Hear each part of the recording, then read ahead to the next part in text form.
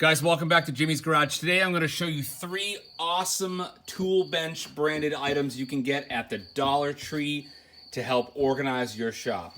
We have the wall mount wire rack, the toolbox, and the universal tool hooks. Alright, so these toolboxes are obviously not going to be a heavy duty toolbox you can buy, but they're small, they're lightweight, they lock in place, and they're great for making into kits. Allow me to demonstrate. All right, check it out. This one says multi-tool. Wonder what I have in there. The multi-tool, extra bits, and the Allen wrench. Wow, that works. Solder kit. Got a soldering iron.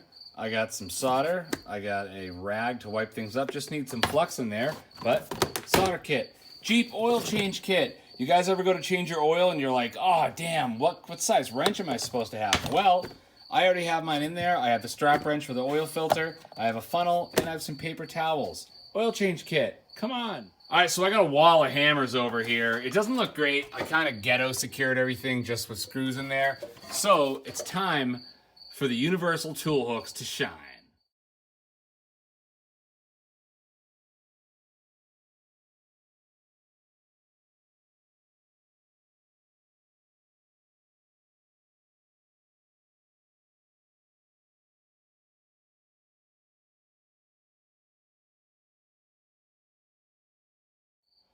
All right, not too bad.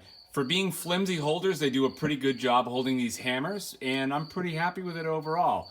The screws are the worst things in the entire world, so beware. All right, next up is the wall-mounted wire rack right here. I have wire brush, wire brush, wire brush, wire brush. I got some down there, and I hate hanging them randomly on nails in the wall, so let's tidy it up.